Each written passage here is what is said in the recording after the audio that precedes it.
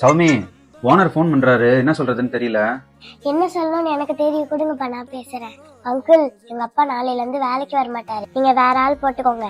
அப்புறம் கடைசியா ஒண்ணு சொல்றேன், இந்த உலகத்துல எதை வேணாலும் திருடலாம், ஆனா மத்தவங்களோட உழைப்ப மட்டும் திருடக்கூடாது. அது ரொம்ப பாவம், அதை நீங்க சீக்கிரமா புரிஞ்சுப்பீங்க.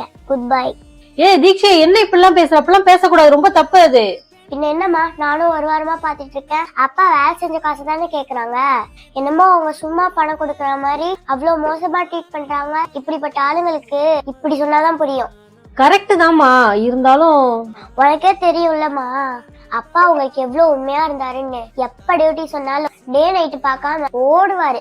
அந்த இடத்துல மரியாதையே இல்லம்மா. காசு நம்ம நாளைக்கு சமாளிச்சுக்கலாம், தன்மானங்கிறது ரொம்ப முக்கியமா. எங்க அப்பாவுக்கு ஏதாவது ஒண்ணுன்னா என்னால பார்த்துட்டு சும்மா இருக்க முடியாது. தாயே தாயே மகளனவள்தான்